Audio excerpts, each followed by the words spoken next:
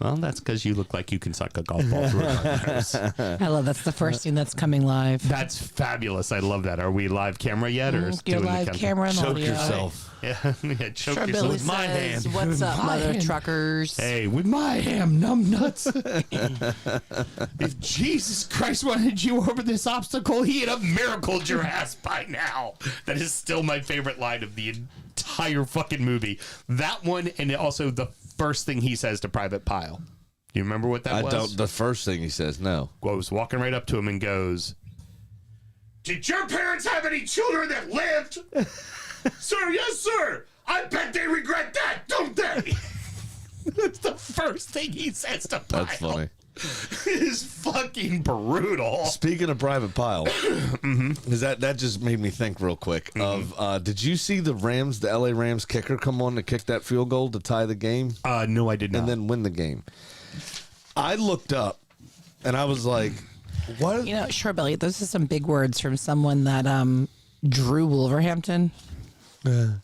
I looked up, and I was like, why is a lineman kicking the fucking field goal? Uh-huh. So his last name, I don't Harris. His first name's Harrison. Harrison Mevis. You're making that up. I swear to God, that's what made me Google him.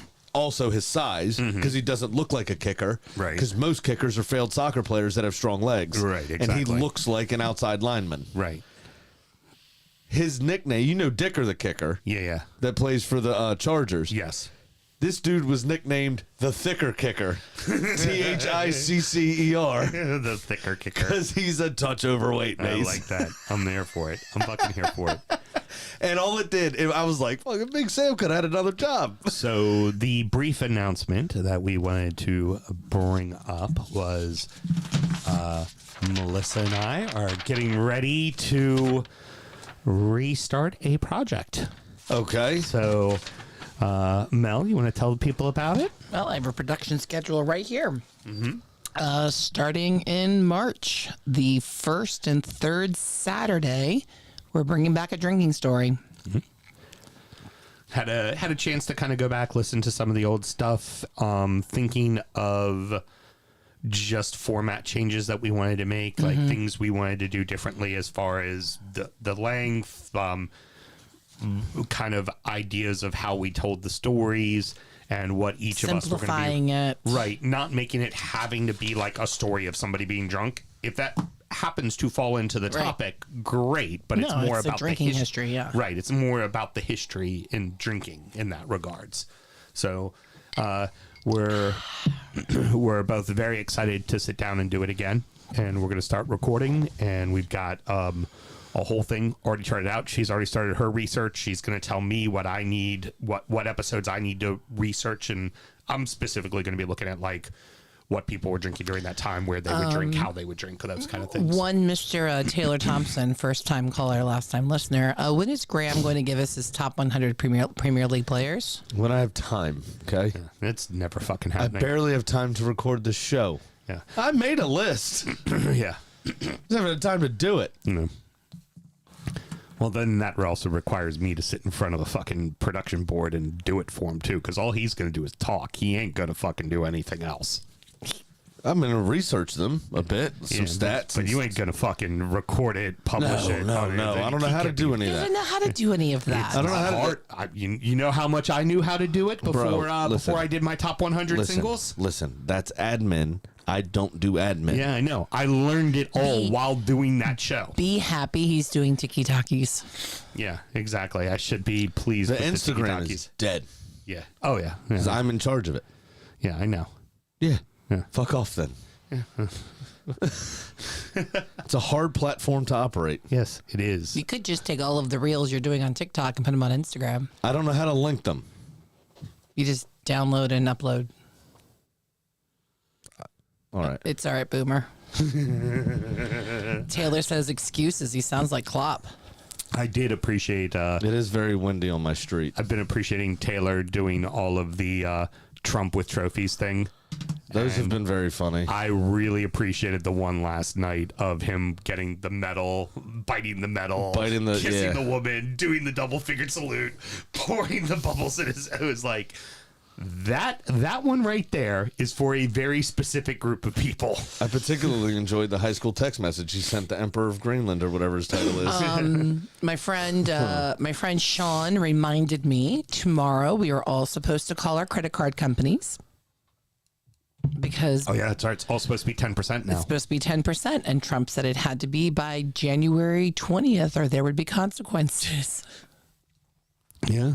Yeah, I mean, he did say that. I think I might just call one of them just to be a dick. I'm definitely I mean, I'll calling. be on Sean the says ready. he's calling his and recording it. I'm like, what a great fucking idea. Yeah. And just be like, hey, Trump, you said this was going to happen, man. They're like, Capital One. I'm like, hey, yeah, I don't know. President said, what are you going to do? I forgot about that because I started focusing on the Epstein files. The what? Exactly. I mean, Greenland. I mean, Venezuela. I mean, all of That's it. all we have to do is rename Greenland Epstein Island and it'll be fine. Oh, yeah. Then nobody will talk about it remember ever it. again. Nobody will True. talk about it. All right. We ready to do a show, kids? Sure.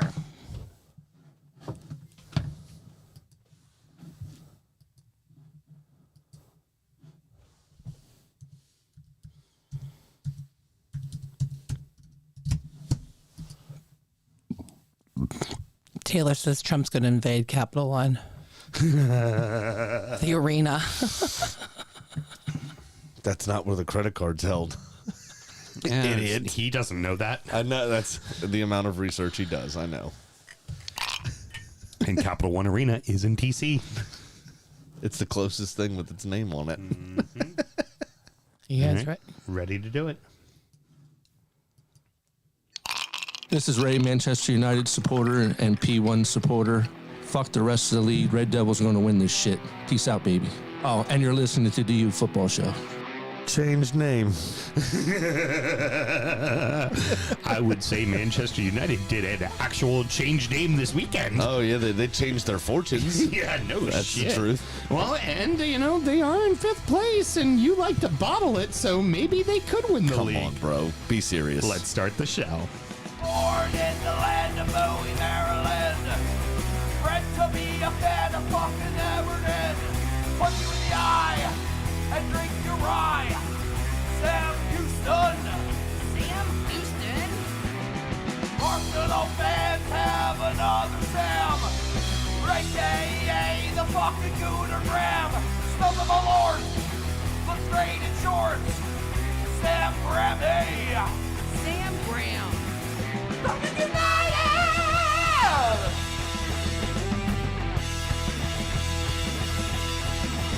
Fucking United!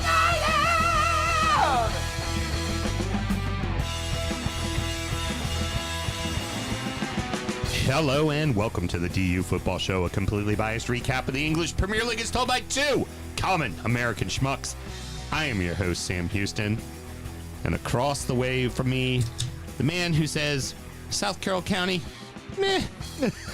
My co-host, Mr. Samuel Graham. How you doing over there, buddy? Not too bad. Thank you very much. How are you? You like that? That has layers, but not everybody knows the layers. Yeah, But you and I know the layers. It's pretty good, right? we do. Yeah, we do. We good. We simpatico. It's good stuff. Yeah, exactly. Like quoting Full Metal Jacket. We're on the same Oh, page there. for that, yes, we're on the same page with that. And of course, on the ones and twos, we've got producer. Get your fat Mel. ass over that obstacle. Yeah, exactly. Producer Mel. Is that a jelly donut? Because you're a disgusting fat body, Private Pile. Producer Mel, how you doing over there? There we go. I'm good. Had to get for that last little or the OCD in me was not going to be okay. Well, and also Graham likes it when you do that too. He gets all riled up about No, it. I'm good. My foot hurts, but other than that, Wonder why your foot hurts. There may be a theme with our fantasy football this week. Just want to say. God, I haven't even looked at them. We're recorded at the U Public House just outside the nation's capital. You can check us out wherever you get your podcast. And, of course, streaming live every single Monday night. Should you want to chat with us, there's many ways that you can. Mr. Graham, tell the good people how they can get in touch. Absolutely. It's at DU Football Show on all the social medias and dufootballshow@gmail.com to get in touch via email. And as Graham said in the pre-show there, don't even bother with Instagram because it ain't happening. I mean, you can do whatever you want on there. We somehow picked up new followers. We're on Blue Sky. Yeah, exactly. So again, go fuck yourself. You ditched your responsibility in Twitter. I'm all over the tiki-talkies, and trust me, motherfucker, I do a lot more than fucking your average bear on this goddamn show. Sorry, okay. Ross. Sam and myself both work in the wine and spirit industry and both have a deep, passionate love for all things distilled spirits. So as the red-blooded Americans we are, we vow to have a drink in our hand throughout this show and every single show. Mr. Graham, the Whiskey Advocate top 25 list, top 20 list of 2025. I'm going to fuck that up a lot. Continues. What are we drinking tonight? We, sir, have the Drumshambo Marsala cask, which comes to you at 86 proof and should run you somewhere between $79.99 and $85.99. Got it in DC. It was right around 85. There's They- always a little bit of a markup in DC. Rated this a 94. And it's an Irish single pot still finished in Marsala casks. We have had one of those before. We had the Bunnahabhain way back in the day. They did a Marsala finish. Yeah. Drumshambo is, you know what I've seen, which I need to buy 2 or 3 of. When we do the gin binge in a bit, they have a Drumshambo 3 flavors. So the original and then 2 of their flavors and a miniature gift set. Oh, that's fantastic. So we could do them all on one side show. by side. Yeah. I like that. That'd I like be that quite a bit. Anyway, Drumshambo's always turned up pretty good stuff for us. They made their pot still, original pot still, made the top 20 3 or 4 years ago. Yep. So your blurb comes to you from Johnny McCormick of the Whiskey Advocate Tasting Panel, and he says the 2 key features make this beautiful single pot still from the Shed Distillery stand out. Crafted by head distiller Brian Taft from a combination of malted and unmalted Irish barley, as well as Irish Barra oats. It's fully matured rather than merely finished in Sicilian Marsala casks. It opens with, so I was wrong. It's not finished in Marsala. It's done completely in Marsala. Wow. Okay. Which is interesting. Sicilian Marsala cask at that. It opens with fragrant aromas of honey, apricot, florals, and clove-studded oranges. Okay. Very vivid description, I don't but know why I you like. would stick a clove into an orange peel. It's Hot weird. toddies, you do it with lemons. Why wouldn't you do it with an orange? You stuff a... What are you talking about? With a hot toddy, you've never seen them take the cloves and put them into the lemon piece when you do it in the hot toddy? No. That's common, and you would do that with oranges too. Never seen that before Like in my life. wassails and stuff like that. Absolutely. You would. Never seen that before in my life. Yeah. Yeah, totally cool. I You drink should- all Maryland wassail. You okay? should try it. The You'll old like it. boardy. Yeah, you should try it. You'd like it. Pre-ready. Yeah, you'd like it. You'd All like right. it quite a bit. Give it a try. Again, it seems like a lot of admin. Which I just don't have time for. The luscious mouthfeel bursts with flavors of honey drizzled stone fruits, mango, papaya, and pot still spices, and its seamless integration of flavors makes it well worth seeking out. I like it. Yeah, Mel called it very sweet. It is pretty sweet. Obviously, it's the wine.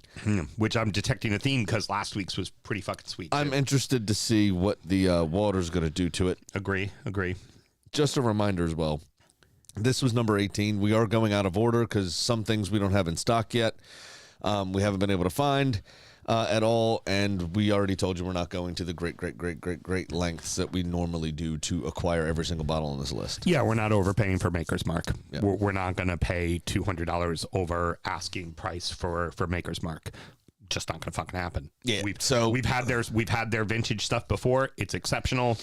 I'm sure this one's exceptional. We're just not paying fucking $450 for it. Period. End of So discussion. you're going to find a couple of holes in the list, and maybe it's in out of order here or there. Like number 19, My Company Carries, should be able to buy a bottle of it. It's been out of stock. It doesn't come until the end of the month. So Yeah, couple others aren't even available in the state. Right. One of those that isn't available in the state, which could be next week's, it depends, is in Virginia. We've got a friend looking for it for us, but we're like I said, we're not going to the Great limited Lakes. production one as well. That one. Yeah, very much so. Maybe hard to come by. But back to this one because that's what's in our glass right now.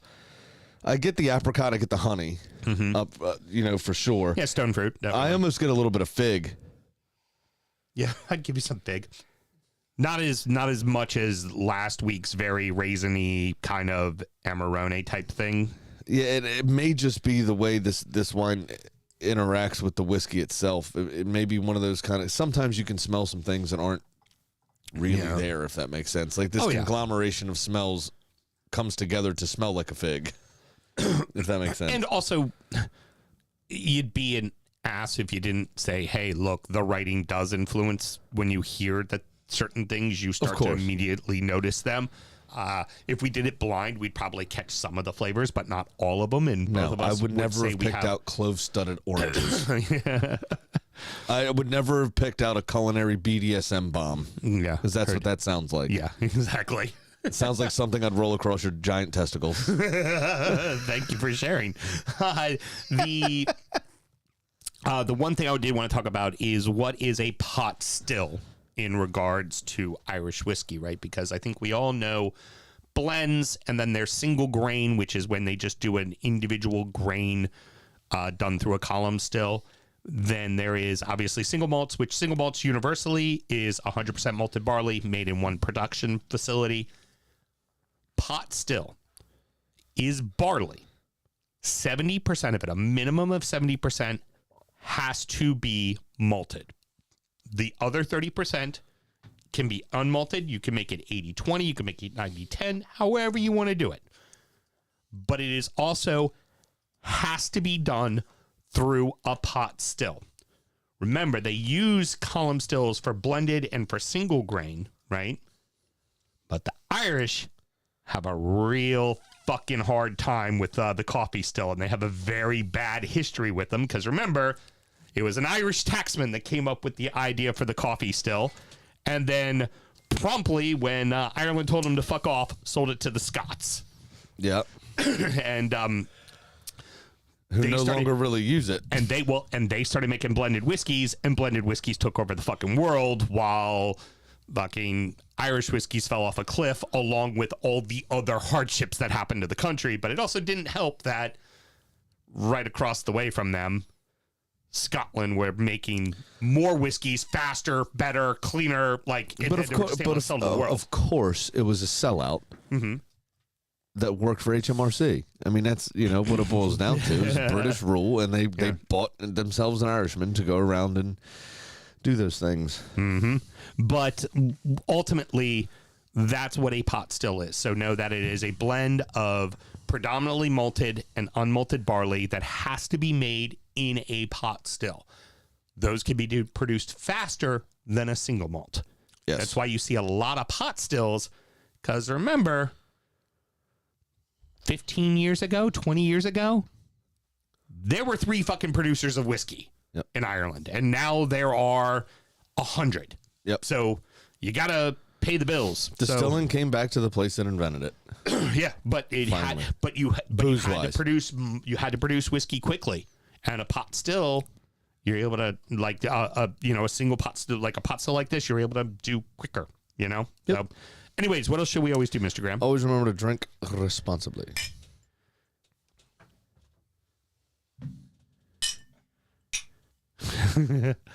Well done, producer Mel. She's looking at the chats and was just like, "Oh, okay, alrighty." I mean, let's face it, she's a little bit better about the marriage ender. We open with a one-sided Manchester derby that, despite some controversy, saw the noisy neighbors barely make a peep. Manchester United 2, Manchester City 0. This should have read Manchester United 5, City 0. That's in the notes, yes. Here's the thing. Right off the bat, you can't get away without talking about it, but I do want to say, before the incident, Manchester United walked right up to Manchester City, made a fist, and punched them in the bridge of their nose, right between their fucking eyes, and City cried. And then their eyes were filled with tears, and their nose was filled with blood the rest of the match, and they offered nothing. Oh, yeah. Now, that being said, in the 11th minute, Diego Dallo should have gotten a red card and should have been off the fucking pitch. Absolutely. There is no doubt about it that was a red card. So they apparently have deemed there was a statement issued or whatever that the force, it was more of a glancing blow than it was dead on. I don't personally think that matters because I've seen red cards given for Declan Rice touching a ball 2 feet. Mm-hmm. Yeah. So it was high. It was dangerous. It's at a sensitive part of the leg. Yeah. I remember Gibril Cisse for Liverpool getting tapped on the side of the leg and his shin shattering. Mm-hmm. And he was out for like almost 18 months. Yeah. Years and years and years ago.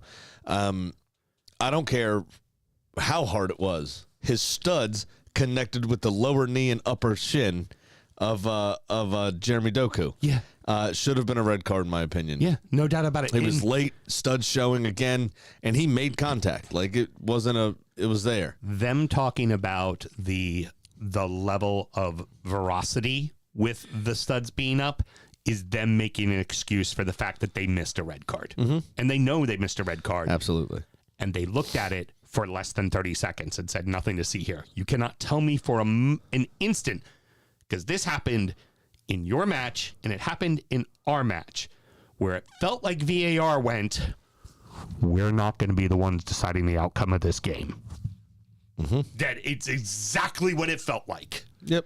100% what it felt like. I don't disagree with you. Now, if Dallo gets that red card, does City grow into the game? Maybe, but they never showed up. It's a lot easier to grow into a game when you're playing a man up. But they never showed up. I know, but that's now you're playing against 11 men. Fair. You're playing on an even playing field. When the things are tilted in your favor, it's a lot easier to grow into the game. I mean, look at Arsenal City when Arsenal went down to 10 versus the time City went down to 10. Right. They rescued a draw. They grew into the game. We sat back and decided, fuck you, we're chilling. They decided to do the same thing against us. We scored 5, remember? Right. So when the odds are tilted in your favor, it's a lot easier to grow into a game. But I would say City had a lot of possession because United was letting them have possession. Mm-hmm. It was a vintage. They rolled back the years. United just wasn't vintage United performance. United just wasn't going to let them get anything easy.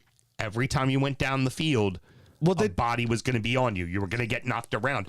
Holland was useless. Well, I think that's more. Holland especially is more down to Martinez. Holland needs service. He doesn't create on his own. Oh, yeah. So Martinez and Harry Maguire were able to shepherd him. They couldn't get him the ball. Right. The service just wasn't there. Right. But United worked tirelessly. They didn't give them anything is the key. They didn't put a foot wrong. The one they did put wrong wasn't punished. Right, precisely. But they didn't put a foot wrong other than that, which was the key. You had, right from the off, right? What was it, 2.5 minutes in, Harry Maguire smashes off the crossbar? Yep. One that he should have had. With the header? No, absolutely. It was a free header. God, free header. But and then Amad Diallo, is it Amad Diallo? Diallo, yeah. Hit the post late on you as said, well. You said this already. This could have been 5 or 6. There were a couple that went off the post. There was one that got called back. 3 that were in the back of the net. That got called back. For offside. Right. And then fucking Donnarumma? had himself a day. He had 4 or 5 He celebrated really good saves. He celebrated one save like he scored a goal. That one against Casemiro, because it was a fucking incredible save. Like, that game could have been a lot worse. And here's where I wonder, where you talk about going down a man, right? And see, I think it would have been like how Everton beat United at Old Trafford. I don't think City would have grown into the game. Well, did they have? Here's the question: did United have the lead on 11 minutes when that incident happened? I thought it was 0-0. No, it was still 0-0. I think that game would have finished 0-0 then. Our game was 0-0 and we won 1-0. Yeah, but I think y'all are better than United. Yeah, in a lot of cases.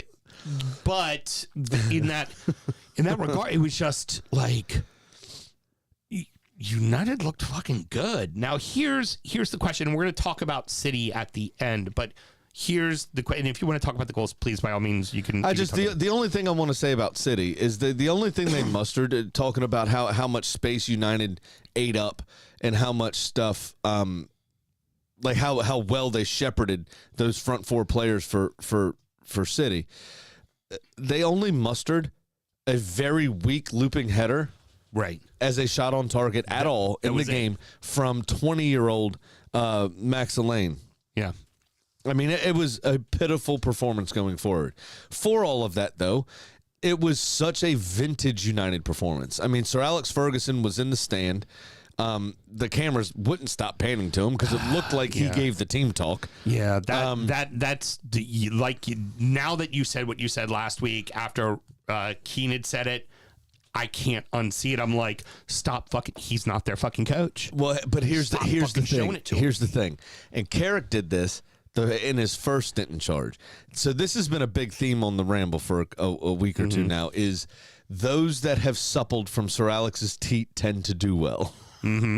Essentially. Got it. And you have the extremes. You have Amorim, who didn't, I'm not even sure he knew Sir Alex existed, essentially, right? Then you had Ole Gunnar Solskjaer, who's essentially just giving Sir Alex head. Right. Exactly. Not even just suppling from the teat. Actually just has his balls in his mouth. Just fucking Dutch rudder. You are so brave and so strong. You have Michael Carrick, who in his first stint had 3 wins and a draw, I believe it was. And the draw, I want to say, was against Arsenal and beat 2 other like decent opponents. Right. And barely lost to a third decent opponent. Right. I can't exactly remember what those games were, but he was only in charge for 4 games before. Ole had that interim tag for about 15 games, and then they offered him a contract, and he was there for almost 3 years. Right. And you saw what he did, right? But they've tried every type of manager. They've tried Mourinho, kind of ultimate tactician, hard-nosed, fucking do it one way. You had Louis van Gaal, who was regarded as a decent tactician. You had who else? You had David Moyes, who was an old school what people view Sean Dyche as, but hard-nosed, organized, fucking fight them, whatever. The perfect replacement for Alex Ferguson. They've tried so many different types of managers that just haven't worked out, just haven't done anything. And it seems like that old United DNA, the United way, and all this kind of crap it basically just is Sir Alex's tactics. And they still seem to work. Right. And it was, I could see instead of Embuemo, Fernandes, and whoever it was running down the right, probably Diallo, for that counterattack, for that goal, I could just see it as Beckham, Giggs, and Scholes. Yeah. Yeah. You just see it be the same thing. Right. Now. Right? Keane makes the tackle. Yeah. Giggsy runs it out, gives it inside to Scholes. Scholes puts it through back to Giggs. Beckham's running there just to distract defenders. And then Ryan Giggs finishes. Yeah. It makes it, you could see it. Right. Yeah. I don't disagree. Yeah. Right? That's all it is. Now, here's the questions for you is, do we think that this is an actual jump start to them? Do we think that this will get them going? Or do we think they play you next, they start tough, but they finish weak because you guys ultimately beat them, and then they don't give a shit again when they play Fulham? So I think it's a platform to build from. I think playing us rather than Fulham immediately after is good for them, bad for us. Right. Because it's something they will all be interested in. Up for, yeah. Right. And now you've got 2 performances like that in a row. It's very easy as a manager to go, you better fucking be up for Fulham now. Right. Rather than... You showed me you can do it here, and if you don't do it here, you're not fucking playing next Exactly. week. Right. It's a lot easier to do that in that set of circumstances. If they were playing Fulham next, I think there's an easier drop-off. Right. Fair. Right? Very fair. So we'll see how it goes, and it'll be reflected in my bet of the week because Arsenal still aren't really pulling up trees. Right. Here's the other question for you then. Do we think that this could be... Do we think that this team is still playing like this in March and April when they're not in Champions League spots and they're probably maybe looking at Europe? I think they might be in Champions League spots. Okay, I don't disagree. And I think they might be in Champions League spots because of the inconsistencies of other teams. Right. And the injuries of other teams. I think United might find themselves backdooring into the Wenger Cup because of poor teams' performances, much like Nottingham Forest are likely going to stay up because of Poor teams' three performance. teams being bad. Right. Very fair. Now, on to City. Credit to Pep. He did not lean into the red card that probably should have been called. Yeah, he did not, which was I found amazing. I thought he was going to come out with scratches on his face again. He took the licks and just went, they were ready. We weren't. They played great. We did not. We looked bad. Very odd. You don't hear him say that very often. And frankly, I mean, sometimes you get your ass whooped so bad that you just go, oh yeah, he fucking whooped me. I mean, I'll tell you, later on in Arsenal's game this weekend, there was a decision that I thought could have gone another way. Yeah, of course. But are we going to go the way of everyone going to go the way of Liverpool and complaining about that one thing, or are we going to actually stand up and take responsibility for the other 89 minutes and 30 seconds of that game? Fair. And he chose to take responsibility for the 89 minutes and 30 seconds. Now, in this world, and that's a big deal. That's important. In this world that we're in, City somehow always seemingly get people at a cheaper rate than everybody else would have, and now they've gotten Semenyo, and it looks like Mark Gay's out the door and on the way. So Semenyo was lucky because he had a release clause, right? But the Gahey deal, I think Liverpool have played themselves out of Semenyo wanting to, or of Gahey wanting to join them. Right, because they haven't looked good. They've looked like shit. Yeah. And he's like, I could probably win a trophy now. I'm going to play. Where maybe you thought Ruben Diaz and Gvardiol or whoever, Ake or whoever might have played in front of him. Being hurt, he ain't. Well, both of them are hurt, right? And they're out for 6 to 8 weeks, so he can step right in and play and claim that spot. Right. And Palace were in a position. Realistically, Arsenal showed some last-minute interest. Yeah. Is he going to start ahead of Gabriel and Saliba? Nope. No, sure isn't. No. Right? So why would I go there and risk my World Cup spot? Why would I go to Liverpool and join a seemingly, quote-unquote sinking ship, all things being relative? Right. A sinking ship that's probably going to finish in fourth. And probably make it to the quarterfinals of the Champions League. Or fifth, I think, probably. Right. Yeah. Now, of course, I had them just runners up. Right. but my whole thing is like, it's a set of circumstances where I don't think Gvardiol is a natural center back anyway. Right. He's played so well at left back. Yeah. But Gahey can step in, lay claim to that second spot, and it's going to be him and Diaz moving forward when he's fit again. Right. Where Liverpool's, I don't know if I want this negative vibes going into the World Cup. I don't, whatever Liverpool maybe have a spending problem after the summer they had, all that kind of stuff. And he's going in the last 6 months of his contract. So Palace decided we want something rather than nothing. So it looks like 20 to 25 million is going to be it. Yeah. And I'm pretty sure he's a City player by the time they play over the weekend. Final question for you. Could this be the title lost for City? I'm not going to go that far.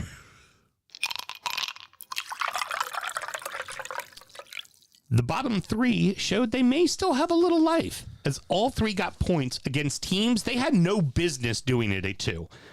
West Ham 2, Tottenham 1, Burnley 1, Liverpool 1, Wolverhampton 0, Newcastle 0. Spursy at its fucking finest. Oh my God. Thomas Frank is dead man walking. And I don't blame him. I do.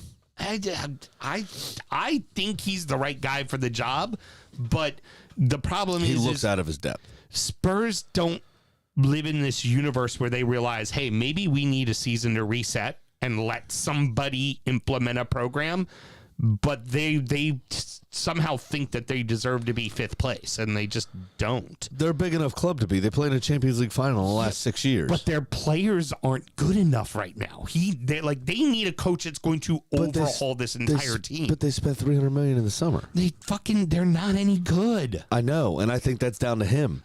That's the problem. I think it's down to the organization and the players. Well, it is down to the organization as well. Absolutely. I mean, losing Daniel Levy is a big deal, right? I mean, he got a lot of stuff over the line, and they put out a great statement last week. about we need to look back to the academy. We need to do this. We need to do that. There's, we focused more, under Daniel Levy, we focused more on the commercial side, arguably. Well, then why was the football better then? Right. Well, if you need to look back to the academy, you need a manager that's going to learn how to bet in academy players.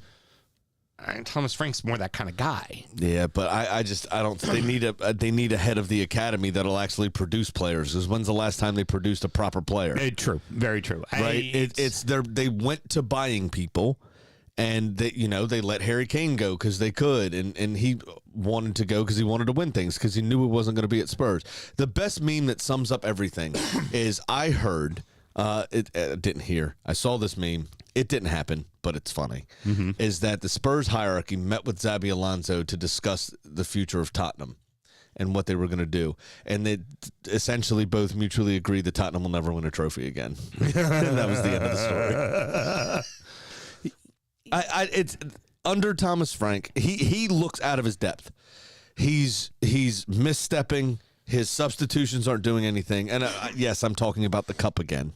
Mm-hmm. But if things are going well, that's a slightly annoying mishap. But things are shit. Things are shit. After spending $300-odd million, you're in the position you are. After missing out on every top target you had, mm-hmm. you are where you are. Kolo Muani at one point was playing for PSG in the final of a Champions League. Mm-hmm.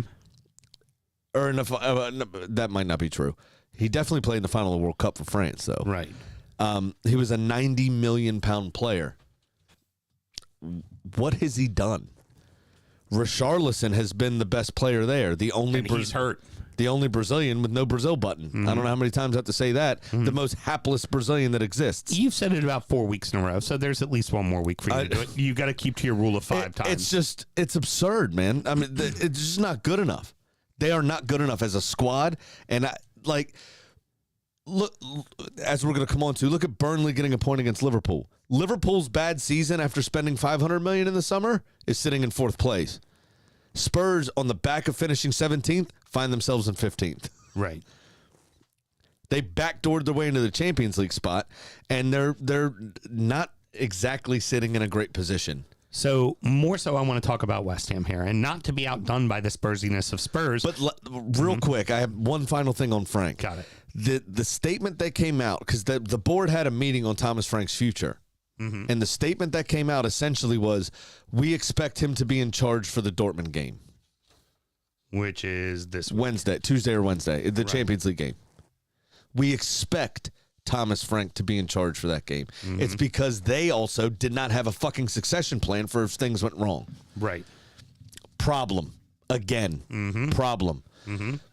Arteta's not under fire. I guarantee you Arsenal have at least 3 targets they're ready to talk to if necessary. Right. I guarantee you Newcastle have a couple of targets that they'd like to talk to if something happens to Eddie Howe. I guarantee you Brighton, Bournemouth, clubs of that stature have targets that they're looking to. Brentford, we saw what happened when everything was curtailed to Frank. Yeah. Keith Andrews steps in, bang. It's more of an organizational congratulations probably with mm-hmm. Brentford, but I'm sure they have 2 more targets they've identified, in-house or not. Fuck Everton that could do the same job. Moyes is gone. Yeah, but y'all will get that wrong also. Right, yeah, we will. You've done in the past. Yeah, we will. Definitely. I can already tell you what it is. It's fucking Leighton Baines. It's Leighton Baines. It's just, boys, manage the team till Baines is ready, and then we'll make him manager. Do you all want 3 points? Yes, I do. He never talks, so I don't know what he's going to fucking do for the pressers. I would love if he came out and he was like, hey, guys. It is super deep voice. Yeah. Now, like Chef. Not to be outdone by Spurs, West Ham also seemingly, they get the win, but how do they get the win? On the guy they plan on releasing before the end of the fucking month, giving him a fucking goal. Legitimately, the commentators at the end are like, yeah, Colin Wilson's out the door. I guess he gave him one last goodbye. And Spurs are going to sign him. Is he older? Yes. Is he past his prime? Yes. Does he get injured? Yes. But can he find a way to get you 3 points? He's good for 11 goals a season. Also, yes. And right now, West Ham, you need someone you can put on in the last 10 minutes and might give you a chance to win. And you're going to let them fucking walk. You've like, They probably can't afford the wages. just, you're fucking like, Somerville has looked better in the last couple weeks. but it's just, and then Bowen can't do it all himself. Like, No, he just that's what I mean. Somerville has looked better in the last couple of weeks, right? He's gotten a couple of goals here. He had an assist at one point. I think that goal might have gotten ruled out, but they're, they look like they're ready for a fight. I just don't think they're good enough to get over the line. I think that ultimately they still go down. That was the final question was, can they escape? They're now within 5 of Forest. Yeah, and Forest aren't good. I mean, there is a chance. Absolutely, there's a chance. But you're going to need all your pieces fit and firing and firing, in the same direction and for the same cause. Also would have helped if you did something against them when you played them recently. Correct. I think, I'd offload Paquetá. If you don't want to be there, fuck off then. We need everybody on this ship pulling in the same direction. Yeah. We don't need you trying to swing the mast the other way. Yeah. Like, that's not a good thing. What we need right now is people that are going to 25 players toe who the all they fucking care line. about Right. is this team needs to stay up. Exactly. And how Nuno plays ball is how we're playing ball. Even if it's completely counteractive to the way I as an individual play ball, I play for West Ham United. We are trying to survive. It's on our gaffer's shoulders. What he tells me to fucking do, I'm going to do it. do it. It's all hands on deck. It has to be there. All hands on deck. Yeah. I mean, for instance, going back for a second, like Amarim for over, a year and change, tried to implement this back three that they just simply didn't have the squad for. No, they didn't. Michael Carrick, one of the main differences to Michael Carrick's first game in charge there? 4 in the back. Back 4. Yeah. Bang, and look what Changed happens. everything. Oh, let's push Bruno up into a number 10. Look what happens. Oh. So, if you don't want to be a part of it, West Ham player X, whoever that is, fuck off then. Yeah. Callum Wilson is at least professional enough that he goes out and does his job even though he doesn't want to be there. Get you a fucking game winner. He ran his dick off. Yeah. From what I saw for the 10 minutes he was on the pitch, 12 minutes he was on the pitch, he ran hard. He tried. That's what you need is everyone pulling the same direction. Not hard. And if somebody's not going to be a complete professional, then fuck them. Get out. Yeah. Slide Bowen into that 10. Yeah. Let him go. See what happens. Moving on. For me, definitely not a penalty against Burnley. Now, the footy gods got it right, and Slide put it off the fucking post, much to my demise of my fantasy score. But, I mean, for me, it wasn't a pen. Yeah, I'm trying to really remember the chance that happened, to be honest. I don't really remember that incident. It came through, got a little bit of the ball, went through didn't really go through the man. It was more the man went through him, and they called it a pen. It was just... Yeah. If Mo was there, it would have been a Mo Salah special. I honestly, it's one of those, and we're going to come on to another one of those later on as well. Yeah. Where in the Brighton game, where I think if you give the referee a decision to make, it's kind of on you anyway. Fair, but seemingly get it right. Verts takes care of things before the end of the half. They go up 1-0. But it took. How long did it take? Yeah. Liverpool should have been 3-0 up by that point. Oh yeah. Well, Dubravka made a couple of big saves, kept them in it. Their defense was holding. I thought most of Liverpool's efforts were fairly tame, to be honest. Yeah, but I thought Dubravka only had one really nice dive. decent save in the first half. But Verts, I mean, no goalkeeper in the world stopping that. No. What a venomous hit that was, with his off foot as well. That was decent. But here's the thing for me. A great composure from Curtis Jones. To get that ball on the end line, and instead of just rifling it into the middle, hoping for the best, he actually stutter step, took his time, got his head up, saw Verts by himself, passed it back, and now you're seeing the technical ability start to come out, right? Why they paid $160 million for him, whatever it was, 116, whatever it was.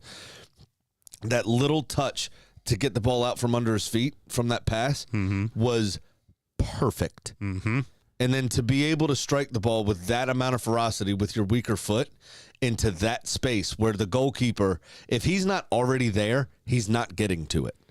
It was perfect.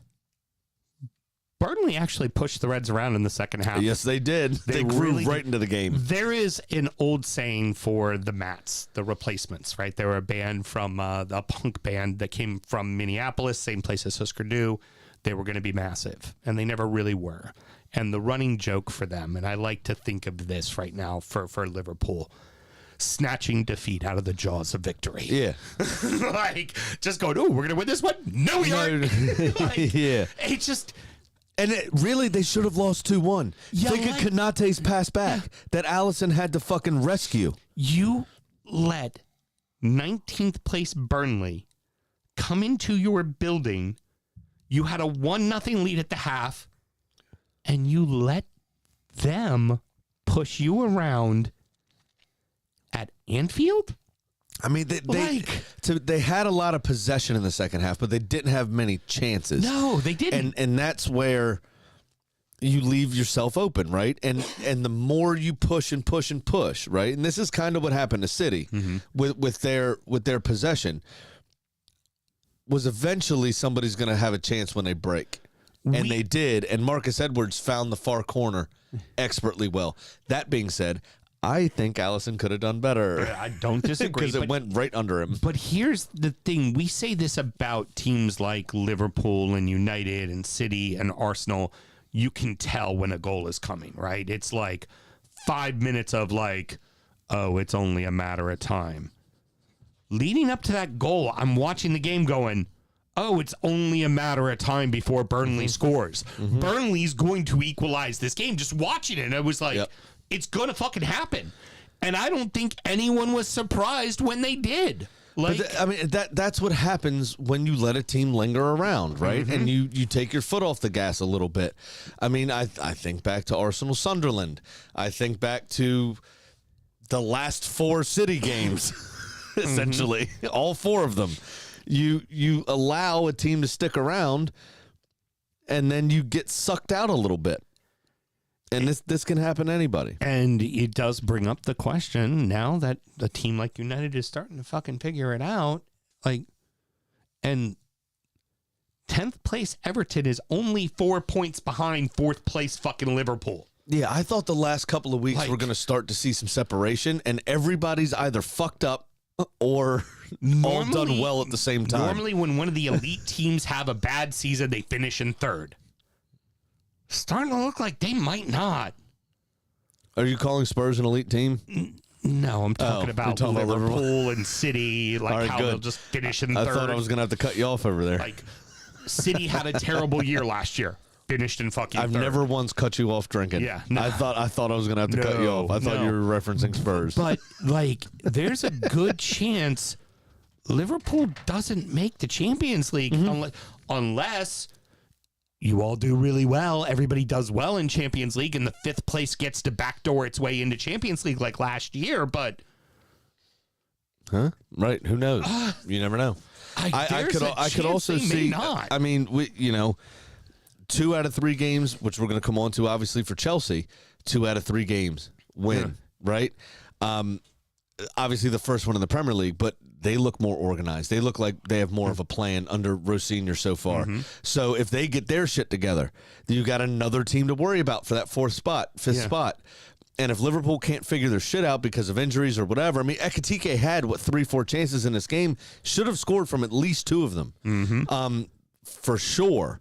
But I was also a score or assist Ekitike away from 165 doll hairs. Oh, which annoyed me. And he did have the ball in the back of the net once. Yeah. I was pissed. So, awful match. This should be an oh-so that happened match, but it looks like Wolves are going, you know what? We're going down, but we're not going to be fucking Derby County. We are not going to be Sheffield United. We are not going to be fucking Southampton.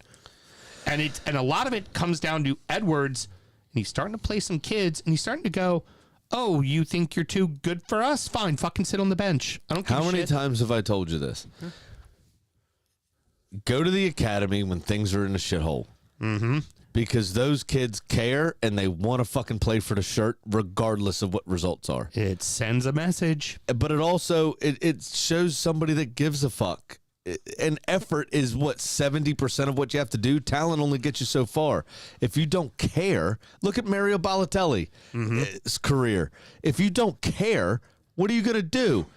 Right? You can go out, have the worst game of your life, get sent off, then go home and let fireworks off in your bathroom. Like, it's stupid. So put the kids in. If you're not going to fucking play, seasoned professional, sit the fuck down and let, young whoever give it a go, because he's going to at least try. How many times have I said, just try? And that was the statement from what's his, I can't remember the defender that said it. What was the, it doesn't matter what his name is, but the statement he said a couple of weeks ago, are we going to be remembered as cowards that didn't try to fight to stay in the league? Or are we going to essentially resign to the fact that they're getting relegated? Right. Or are we going to be remembered for giving a shit and trying to stay in the league? Right. At least people will respect us if we try to stay in the league. We're talking about them. I was ready to stop talking about Wolves. That's why I gave them the love when they beat Tottenham. Yeah. Or whatever it was last week when I was in charge. Yeah. That's why I said I'm doing this for our boy Danny. Yeah. Because we might not talk about them again the rest of the season. I'm not sure. And I led the show with them. These last couple of fucking performances have shown, we're going to fucking talk about them because they're at least fucking trying. But to give They're not getting the Norwich treatment. Correct.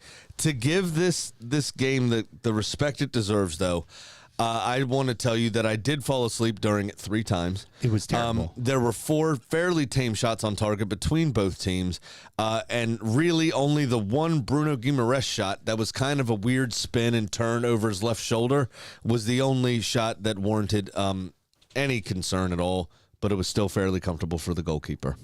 One very quick point, keep it like under 30 seconds here, is Newcastle could very well miss out on Europe. If they do, that affects how they're able to spend money. I wonder, is Howe out of ideas? Maybe. I don't think the summer signings have worked out. I think Wiesa will come good. Wiesa's a good player. Being injured for so long, I think, has obviously affected his start to his Newcastle career here in the first few weeks of him actually being able to play. And Voltemade is not bad. Voltemade is good. Yeah, and I think it'll be good I like to have him Voltemade. and Wiesa. Yeah. But Alenga's not getting it done. No, he's not doing a job. I think they Anthony should. Gordon has fallen off big time. And they did start. I think Gordon and Barnes are probably their best starting wingers, but they both play on the same side. Right. So I think they're going to need to get used to either sharing time. Whoever's on form starts. The other one comes in at 65 minutes. Yeah. The other side should be Jacob Murphy, but he's not fancied. So they started both of them this game, and I thought they looked unbalanced. Yeah, agree. Rounding out the rest of the league, and so that happened. Leeds 1, Fulham 0, Chelsea 2, Brentford 0, Sunderland 2, Palace 1, Arsenal 0, Forest 0, Everton 1, Villa 0, Brighton 1, Bournemouth 1. Very simple. The reason why I put Leeds Fulham right at the front, that was exactly what Leeds needed to do. When everybody else got points, go win a fucking game. Yep. Keep the distance exactly where it is. You keep it at 8 fucking points. We are keeping you 3 fucking wins away from us. But the big deal here, I think, is Calvert-Lewin finding his feet. Brendan Harrison stepping up to the plate, obviously. He should have had a goal in this game, didn't. There was a little bit of a wayward shot. But the big deal that I've noticed here in Leeds in the last few weeks from how they started the season is leagues are quickly becoming the same sort of proposition at home that Sunderland are. Their stadium is their 12th man. Oh, yeah. Big time. We knew that with Ellen Road. And we knew it could be that way. Right. It didn't start that way. They were getting trounced those first few weeks of the season. Yeah. But even in if before the season starts, people are calling for your manager's head because of what happened with a previous team after he brought you up like that. Right. Is a nervous start. In those first 4 or 5 games, they look like shit. Yeah. I mean, Arsenal barely did anything and walked out 5-0 winners. Now, granted, that was at the Emirates, but my point is they have figured out how to make Ellen Road a fortress, and the fans have just bought in and gotten behind it. DCL scoring goals. You have Brendan Aronson, who people last time they were in the league were calling for his head. They've lost pieces like Tyler Adams, who was doing well for Bournemouth, who probably could have done a job here for Leeds if he was still there. There's a lot of things that they let go. That, blah, blah, blah, that there was a lot of question marks over Leeds at the start of the season. Of course. And they have righted that ship, and they have figured out how to make, and the crux of it is Ellen Road. And that's what gets them the win at the end of the match. Absolutely. The fans got them over the line. A very good goal, to be fair. Here's another red card I think should have been called, is Harry Wilson. Yeah. A slide tackle from behind when the ball's 20 yards ahead. Yeah, that's a fucking red card. I think it's a red card. Yeah, that's intentional. That's yeah, absolutely. And it's not a cynical pullback, soft. He just went right thing. the fuck through him. He just went right through him. I think that should have been a red. Fulham just unlucky. They've been in good form. You faced the wrong team in their building at the wrong time. Yep. And for them, Iwobi's coming back, which is going to offer some more creativity. It's going to be huge. But it's also against Leeds, a newly promoted side that Marco Silva doesn't fancy. Yeah. So it's one of those situations again where, and this is where I get nervous. Like Spurs is going to pull this trigger on Marco Silva, right, potentially, and try to lure him across London. He doesn't care about teams that are below him in the league. Yeah, he does not care. No. So Spurs are going to be the same. Well, I mean, the good news is then he'll only not care about 5 teams. Fair dude. Every other game is a big game.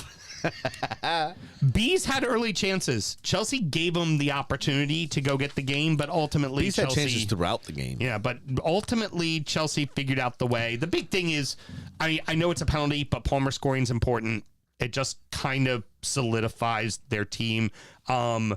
It's not that Brentford were wasteful or wild with their chances. They were skimming the post here and there. There's a couple early on that just went wide. That it's like there was a couple chances one of those goes in that came quickly at weird angles. I think of the was it Jan or Jensen to his left foot with that volley that went just hit the outside of the post. When the fuck are people going to figure out that everything Brentford does is quick counterattacks and don't let them fucking do it? It's just, don't let them do it. But when you have 60%, 70% possession, it's hard to not get sucked up. Your defenders get sucked up. The only other thing I really want to say about this game is how much I hate Mark Cucurella. He is a cunt. Yeah, I know. I knew you never liked him. He's a fucking cunt.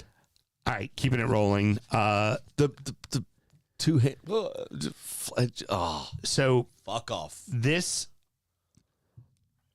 We should be talking more about Sunderland in this segment, but we're not because of everything that's going on at Palace. But very simply put, the Black Cats do it again. Yes. It does not matter. They are going to figure out a way to at least get a point in their building. And more than likely, they're going to come from behind and win, like they did here. And they've done this multiple fucking times in their building. And here comes Brobby again with the winner. Fucking great goal. They're not going to, in their building, they're not going away. They're not going away. The week leading up to the game. I don't know if anybody's going to beat them this year in their building because the big dogs haven't. In the week leading up to the game, Jean-Philippe Mateta has decided to start talking to Juventus. And then the day before the game, you have Mark Gahey being sold to Manchester City. Which then prompted Ollie Glasner to say, what? I'm leaving in the summer. Yeah. I'm out. And that was the pre-match press conference, which is bad enough. Apparently, the Palace hierarchy had no idea he was going to announce that, which is one of the problems. There were crunch talks following this game about Glasner's future.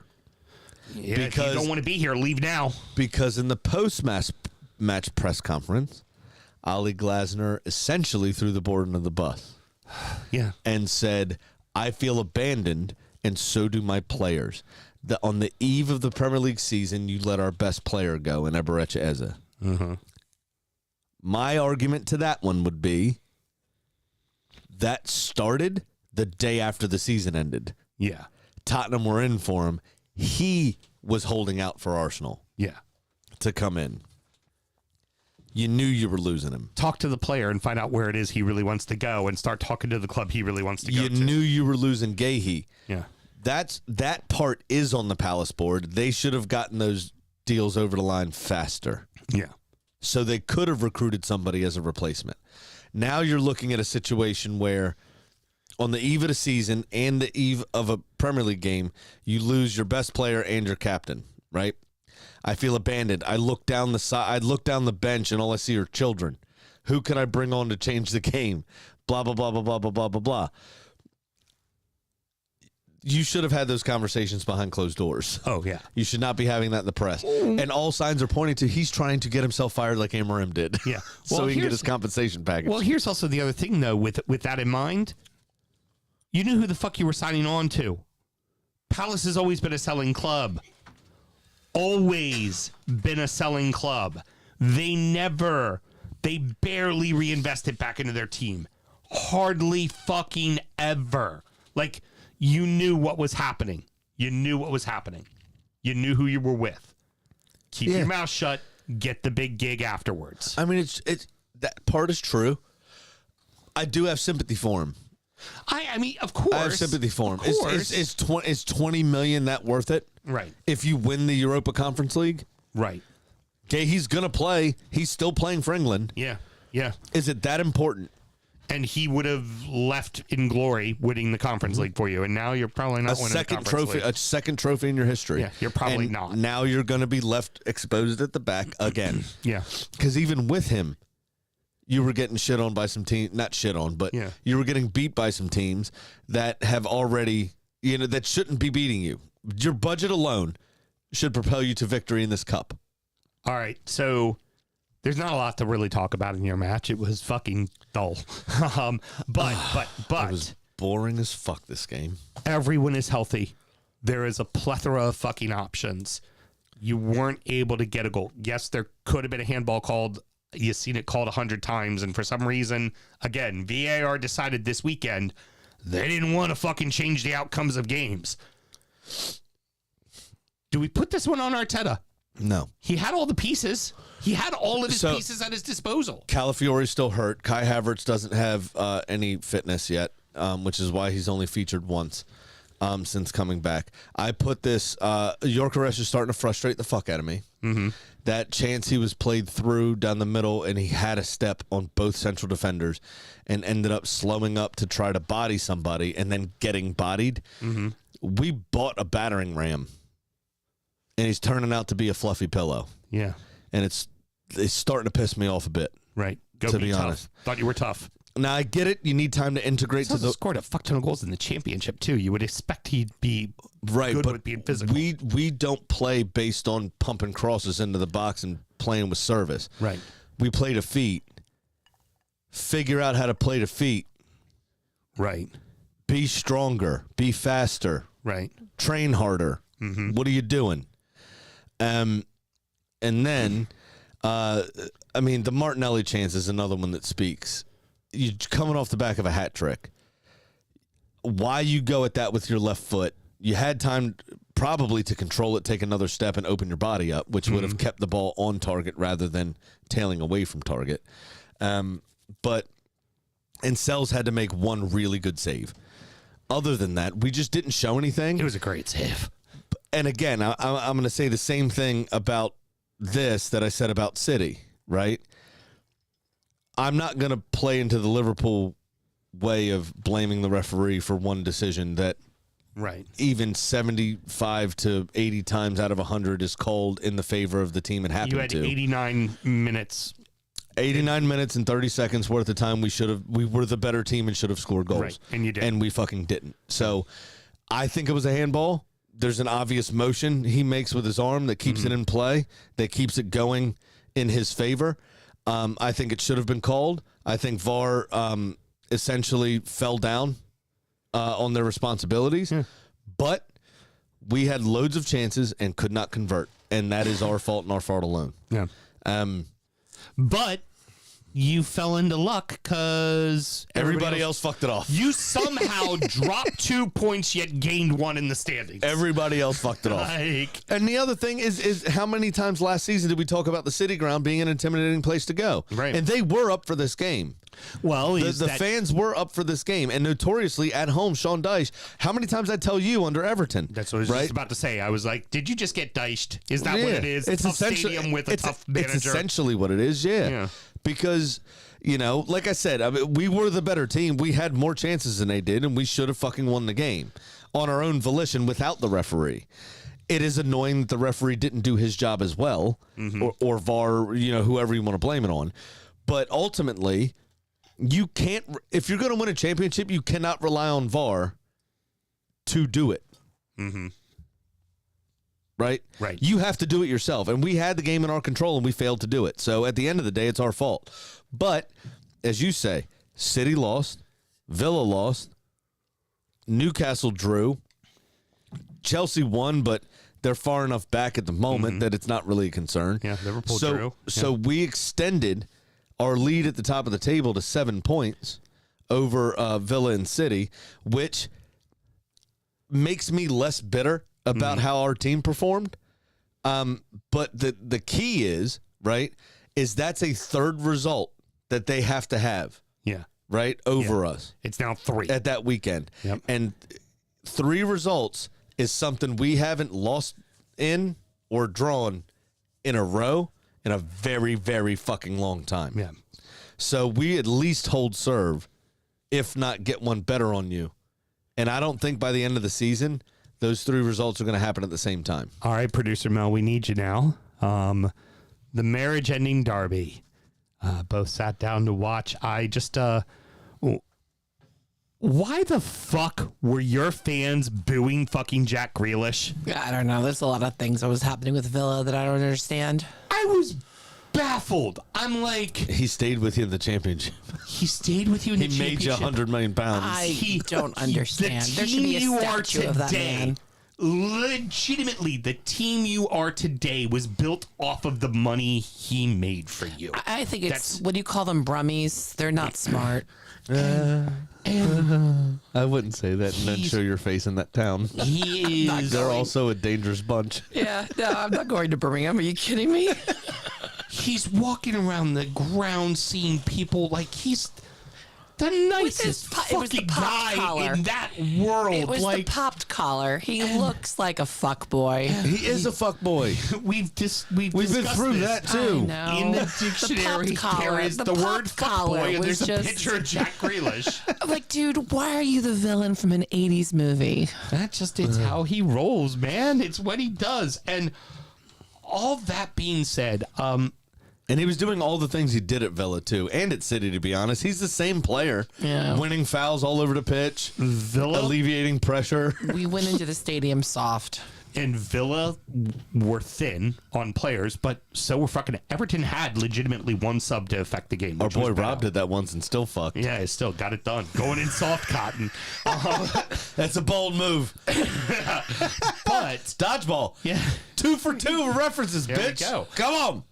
Now, but in regards to that, Everton had one sub that they could use to affect the game, right? And it was a striker. Like, they didn't have anything they could do in the Okay, Ali midfield. Glasner, calm down. But He had Seamus Coleman on the bench. no, he was injured. That's right. He sneezed and popped a rib because But- he's 42 years old. He was injured, and there were so many spaces on our bench that they were just like, yeah, you could go ahead and suit up and sit with us. Why not? You know? Yeah. Come hang out Moral with the boys. support. I honestly think John McGinn's injury early on affected the game more than anybody's given it credit for. Oh, absolutely. Yeah. But also, you can miss Kamara or you can miss Onana. You can't miss It's both. both, yeah. And a few things worth noting. I think who's a Gason or whoever it is that came, Gassand. the Gassand Yeah. that came in for McGinn. Yeah. He's not a game controller person, like right? McGinn is. Like McGinn is. McGinn will say, I mean, he did it 2 times before he got hurt, which was quite early on, using his arse to move people out of the way and retain possession of the ball, right? Gassand doesn't do that. He's more of an attacking threat than McGinn is, but in terms of doing the hard work in the defensive situations, he's not exactly somebody I would rely on. And I think that changed the game way more than anybody, because all across Everton's midfield is hardworking people that'll do both sides. Well, that including was- Dwight McNeil. Jimmy Gardner put in a shift. Yeah, he did. Because all he limited Rodgers to was shots from 20 yards out that went into Rosette. And he was That trying. was He was the all he could epitome do. of trying way too hard. Well, and it was Gardner was in his back pocket everywhere, which then just let O'Brien and Tark worry about Watkins. But Watkins was non-existent. Morgan Rodgers, and this will come from with experience, more experience. It just had to be more patient. Just hold the ball that extra second, and Set yourself up calm better. yourself down and relax. Because every swing at the ball was wild, and this is where, like I said about Brentford, where things aren't.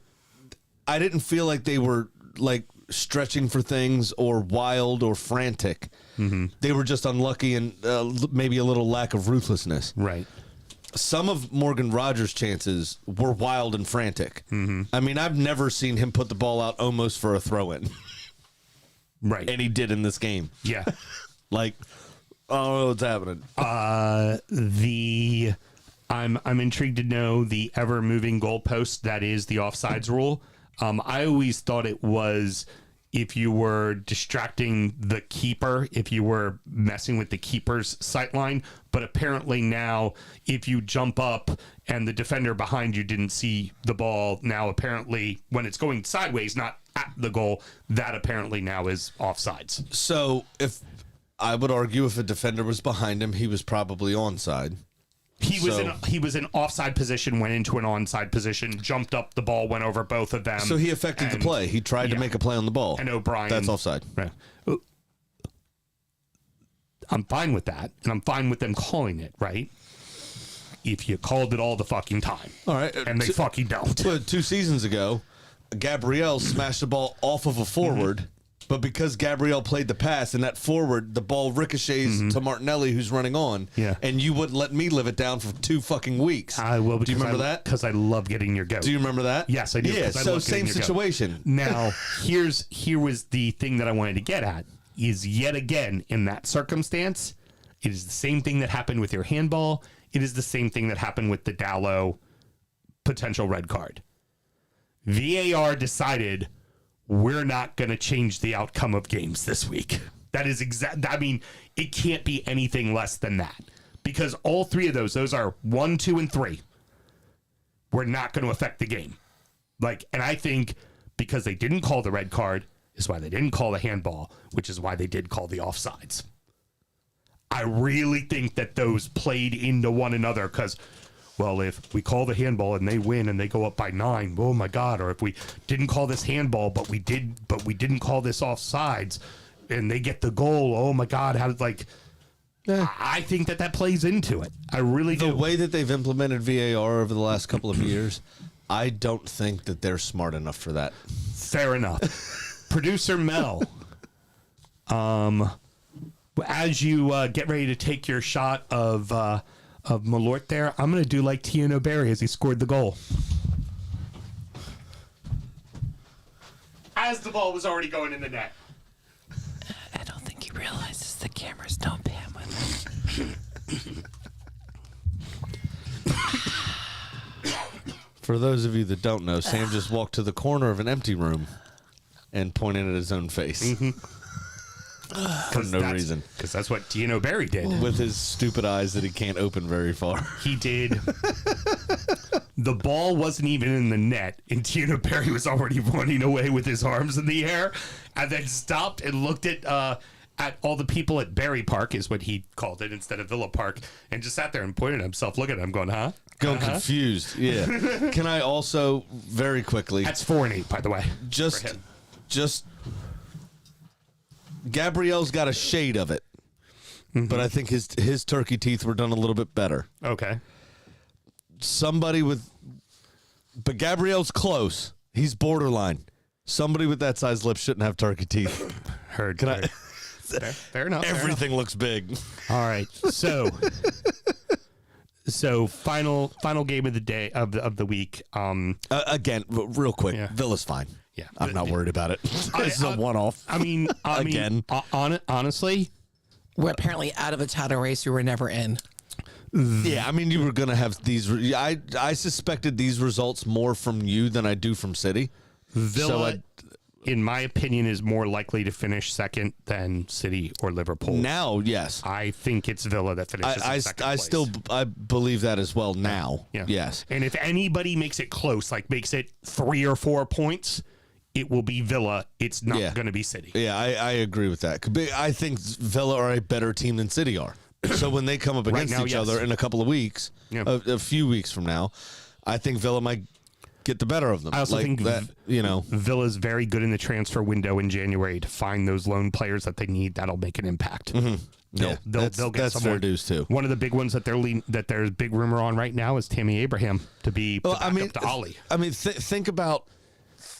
Right, the two key results that Villa's had are this game and the Arsenal at what the 30th or whatever it was of December, the 4-1. Yeah, there's nothing to suggest in the last 14 games that Villa are actually slowing down. No, they had chances in the game. Yeah, they were wild and frantic in taking those chances.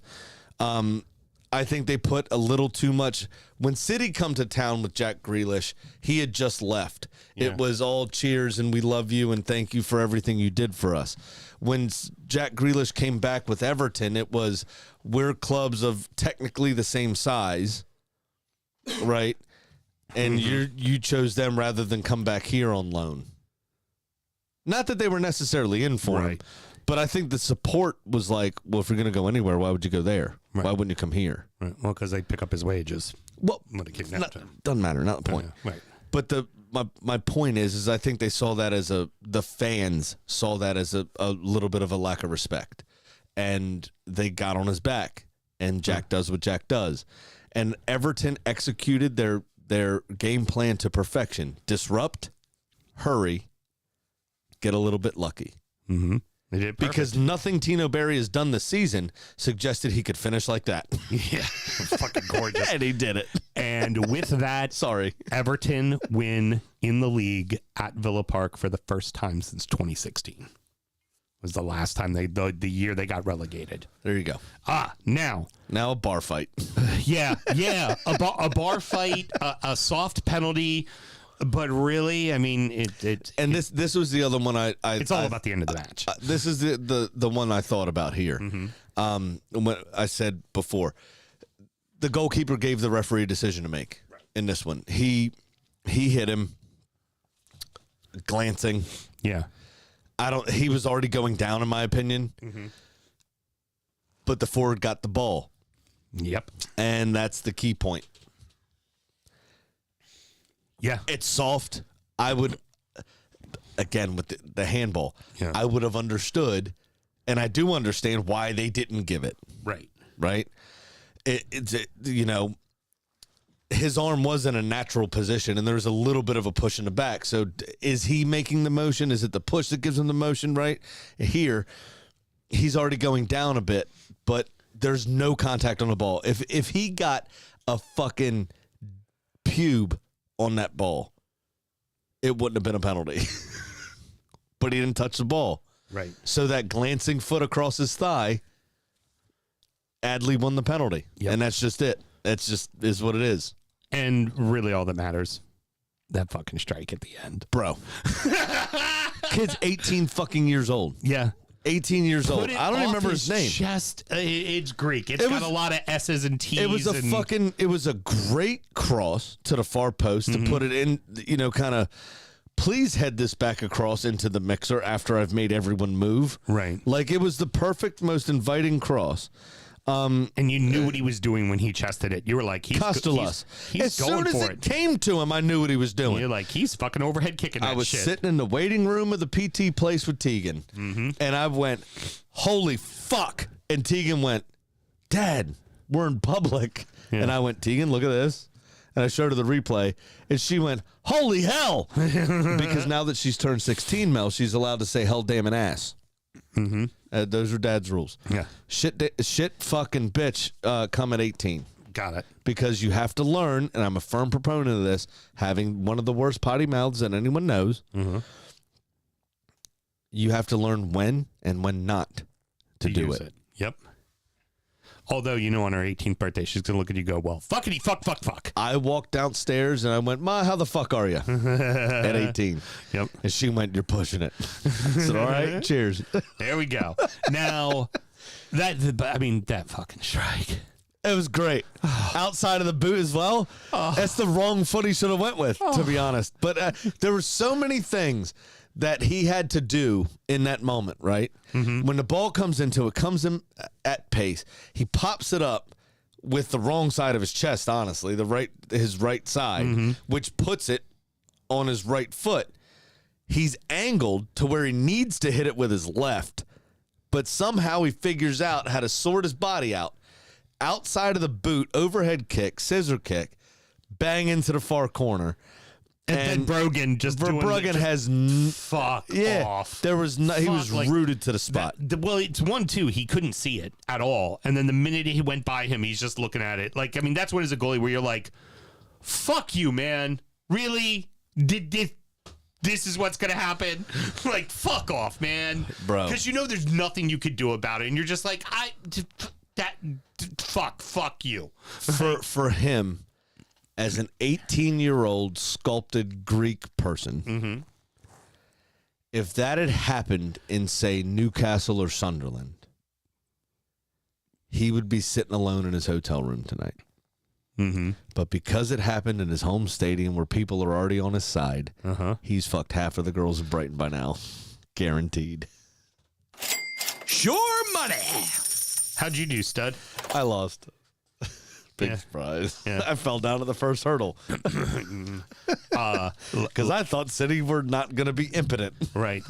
Likewise. Unlike that Brighton striker. Likewise, I fell down Who was virile. at the first hurdle, but if you're going to lose spectacularly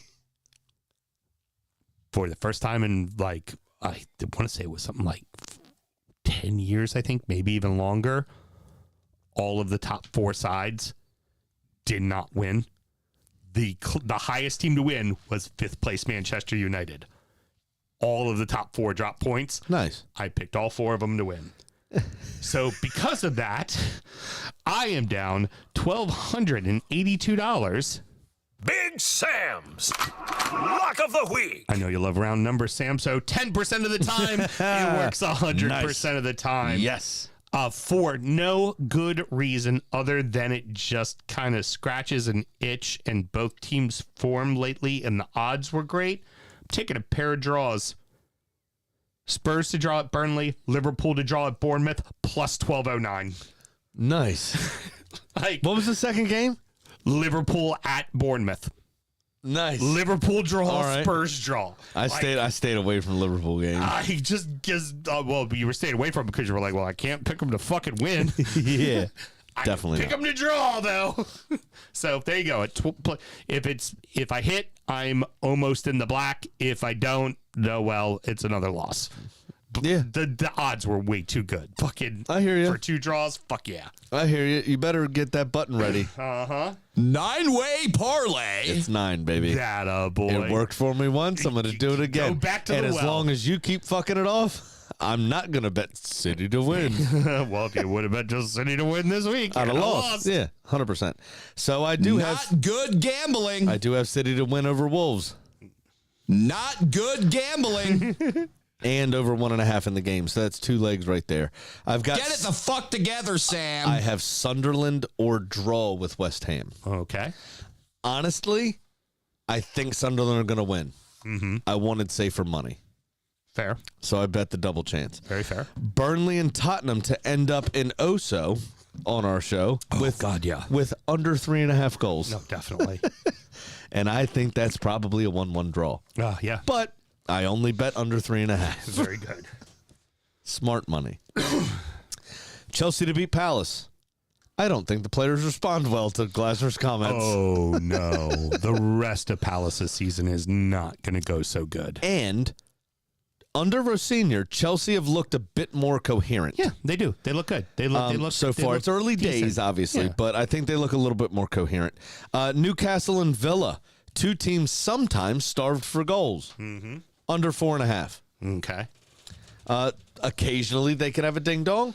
Well, the two of them in their last couple of meetings have had like shootouts.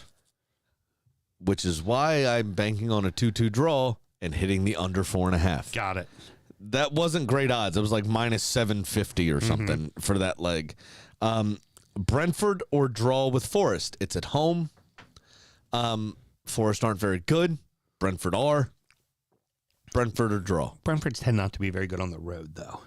I think Brentford's at home in that game. Oh, they are. They are. You're right. They're Yeah. home. Yeah, they'll win that one. And then Arsenal. Here's where I went safe money again. I think we beat United. I'm worried about them riding that wave. Arsenal or draw over 1.5 though. So I cover the 1-1. Got it. If we get sucked up trying to push for a second, they counterattack again. Got it. So I cover that. That only gets me my 9-way parlay. Only gets me Nine-way parlay. plus 887.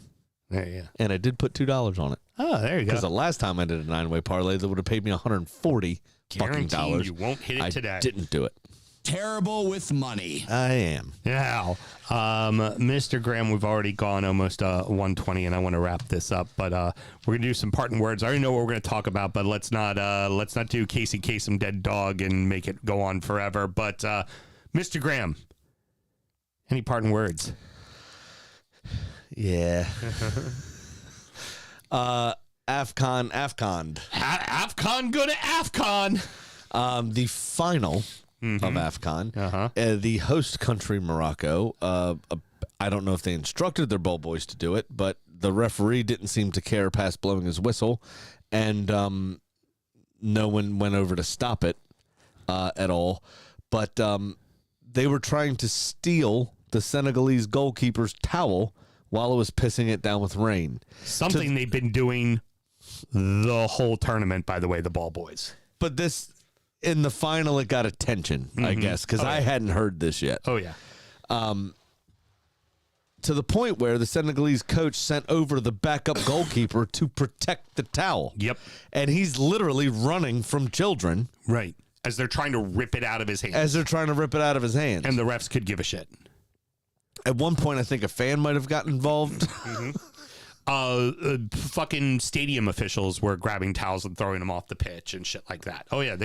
All of them. It was ridiculous. Morocco obviously was the host of the tournament, so they were playing in the final in their host country, in their own country, and it's just a piss poor show of sporting integrity. Really, Yeah, they're going to be part of the next group that's hosting the next World Cup after USA, right? yeah. Okay, we got that to look forward to. Can't wait. It's Spain, Portugal, and Morocco, isn't it? No, Spain, Portugal, Morocco, and it starts in Uruguay because it's ranked they have one game in Uruguay, one because game of in the 100, Argentina, right? Because of the 100 year. 100 year. Yeah.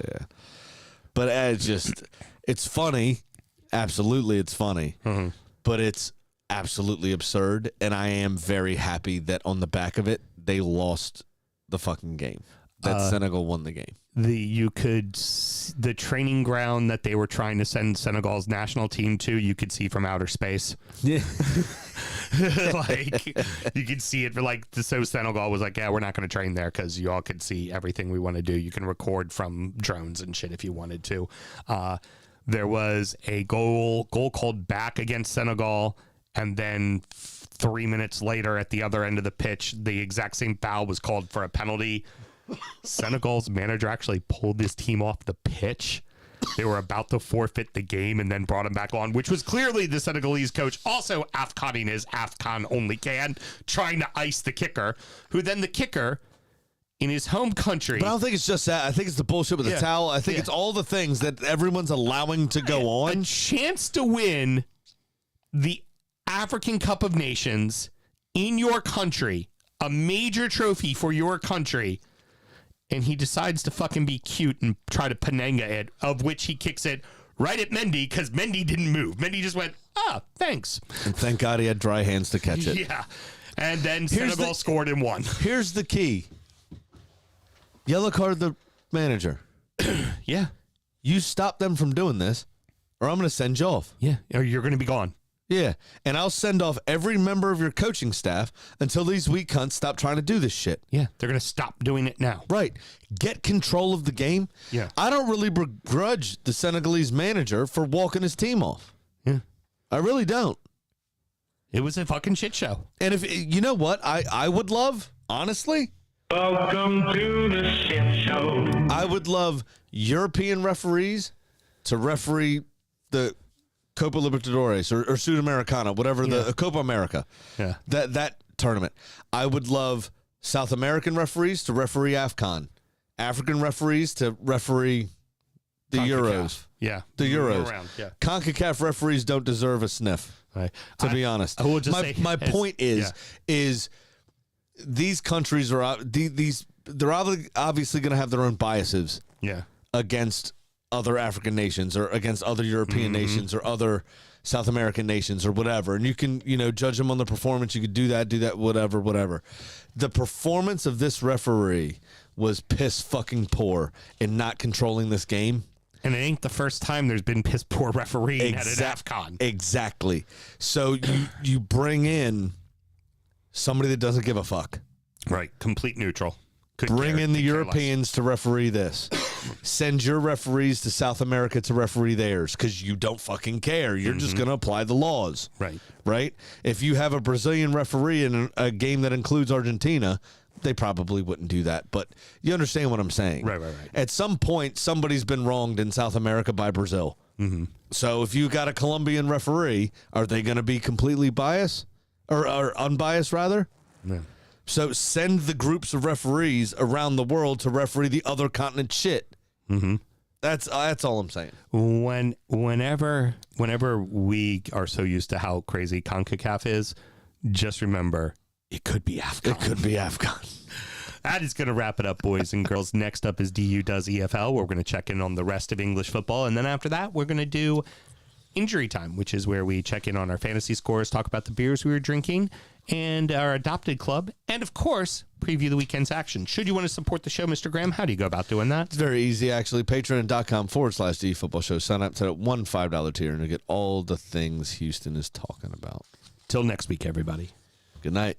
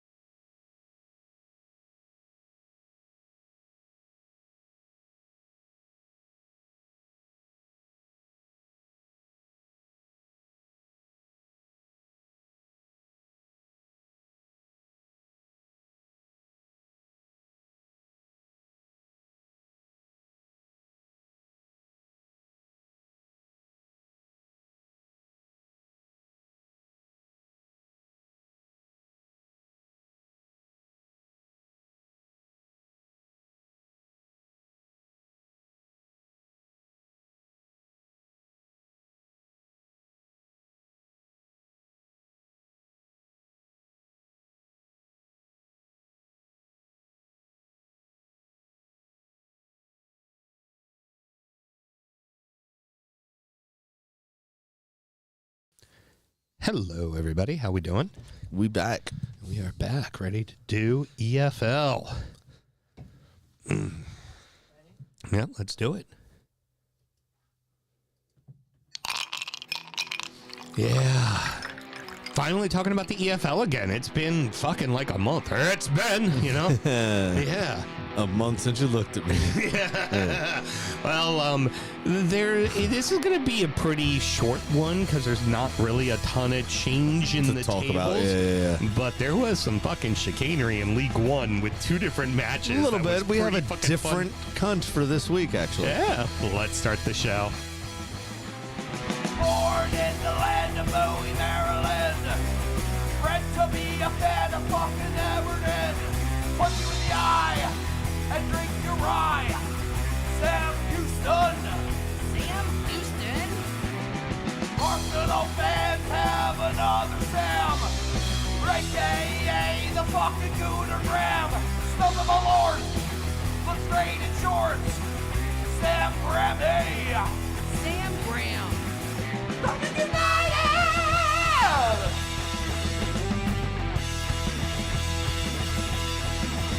Fucking United!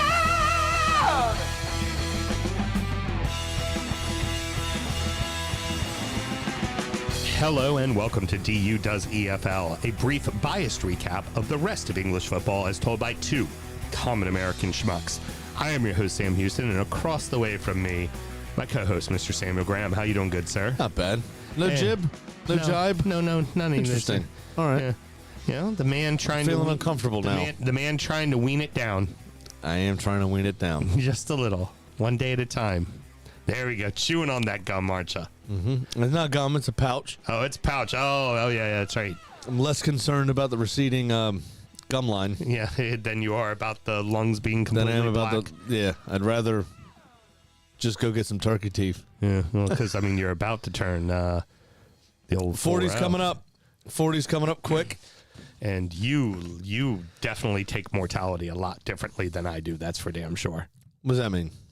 Just like me, I'm like, I'm gonna die eventually. Whatever, fuck it. I'm You're- going to die eventually. I just don't want to die now. Yeah, you're just Well, like, yeah. And I had too many fucking all the kids. reproducing and all I that shit. gotta stick around for them. And of course, on the ones and twos, we got producer Mel over there. She's just she's trying to get all the fantasy numbers in and everything. So we're just gonna let her be.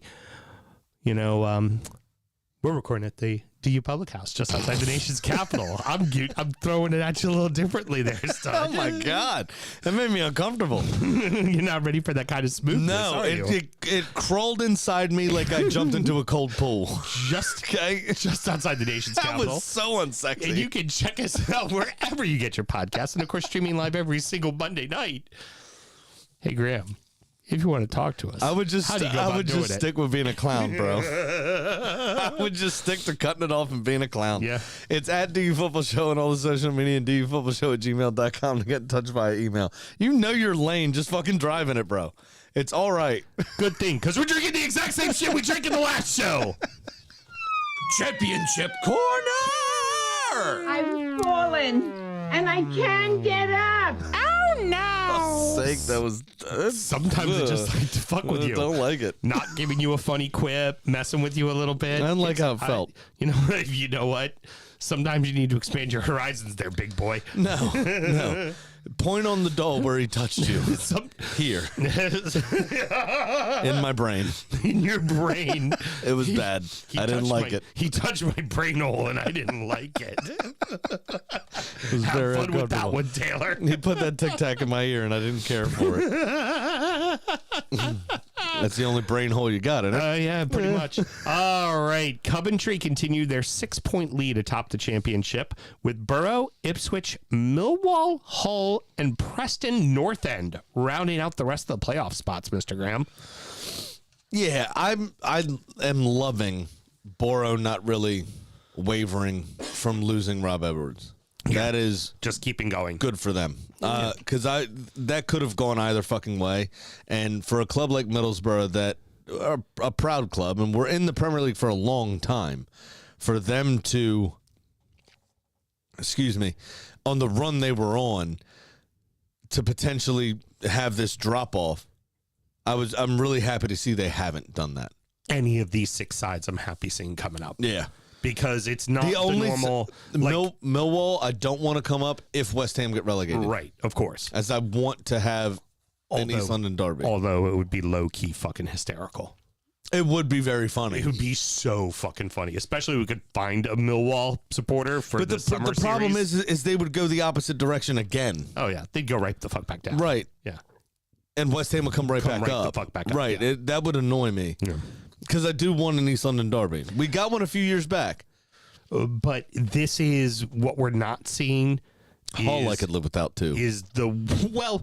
Hull was up early on, and they haven't been up in a while, so I wouldn't mind. It's been a while, yeah. Fair dues. It's also but the manager that was at Reading when Reading was going through all the bullshit, and he left to go to Hull and kept him up last season. Tom Ince? No.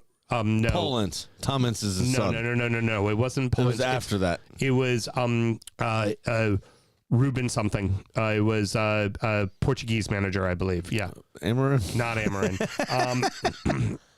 But it would be kind of nice I would to see love that. if he rocked up at Spurs and was decent. But what it is it's not Norwich, it's not Sheffield United, it's not West Brom. Yeah, fair dues with that. It's not Watford. It's not the same old drag where you're like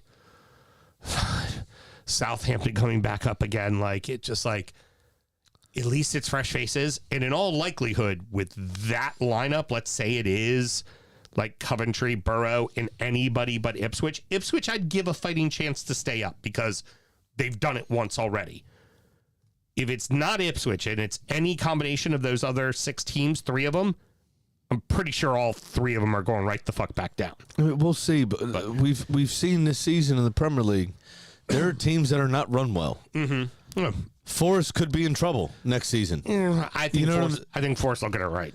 Do you know what I'm saying? Yeah, like yeah. I'm with you. there's teams that have shown that they have cracks. And sophomore slumps. Remember, Leeds was a sophomore slump, went right back down. Sunderland could be a sophomore slump and go right back down. That could happen, but like I said, of all of them, I could see all things could catch up to Brentford. All of them at going some point. right the fuck back down again, right? Except for Ipswich. Ipswich would be the one team I would say they were just there. They're gonna be a little bit wiser this time. Yeah, fair.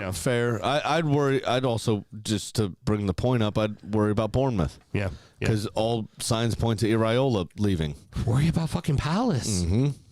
They're gonna get stripped bare, like. Because the vultures are circling. Because like people know about Munoz now, he getting picked up by somebody. Oh yeah, like he reminds me of Antonio Valencia. He used to play for United. Those guys are getting fucking picked up. I mean, yeah. Now, keeping it rolling though, Wrexham is sitting in 10th place, only 3 points off of the final playoff spot. I do like that. Their manager's come under a lot of scrutiny, and he's weathered the storm really well.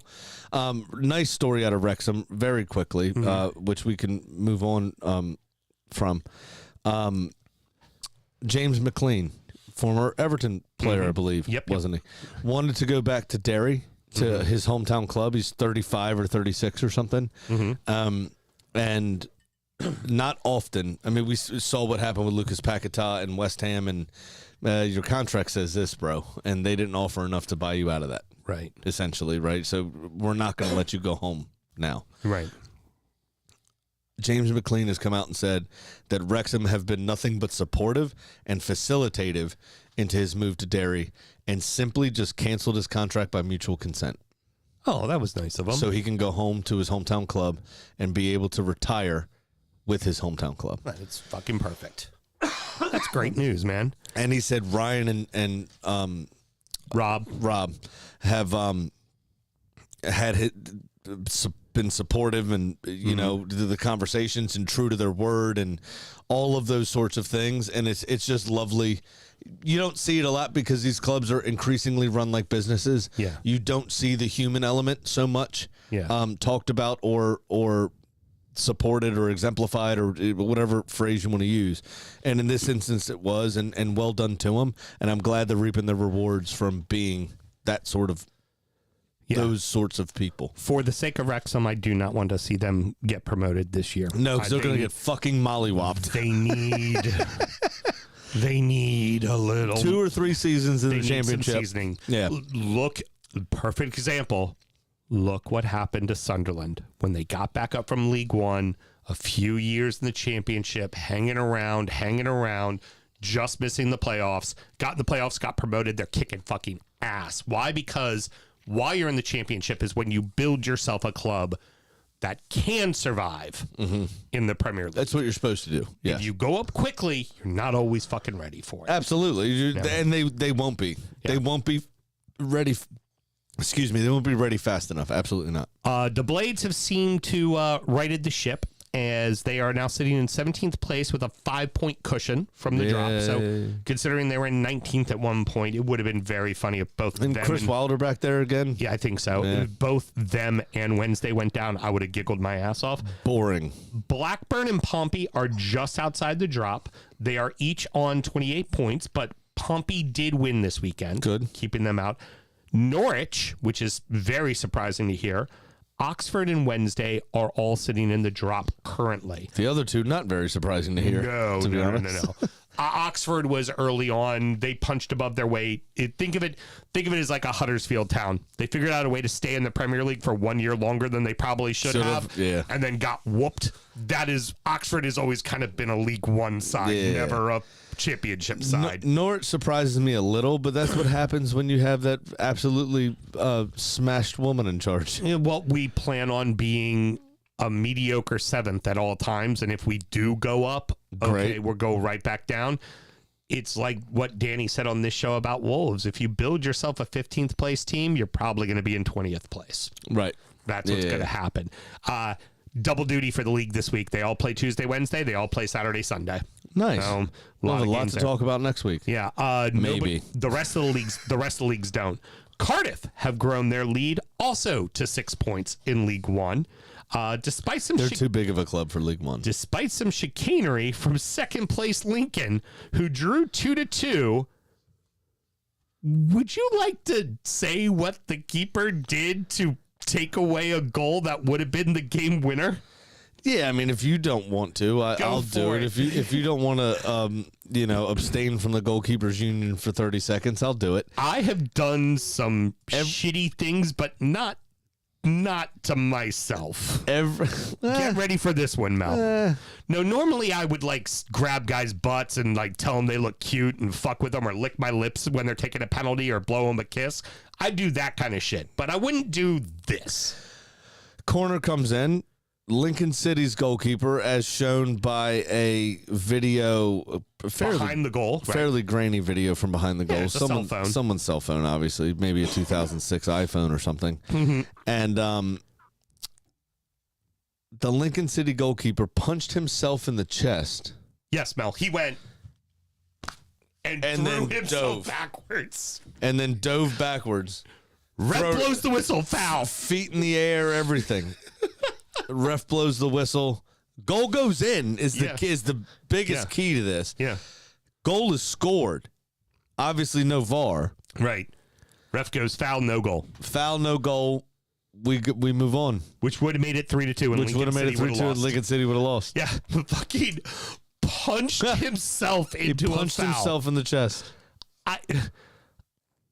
If a dude leans up against me, I would shuffle my feet back a little, but ultimately I'm just gonna worry about the ball, or I'll fuck with him. I would, if somebody started to do that lean into me thing, I'd be like, oh, are you a bottom, baby? And put my hand on his butt. I would say shit like that all the time. Why? Because what's the first thing they do? Because you get to live out your fantasies while you're on the pitch. Yeah, I get it. Yeah. Yeah. I mean, heated rivalry. What can I say? They stepped the fuck off.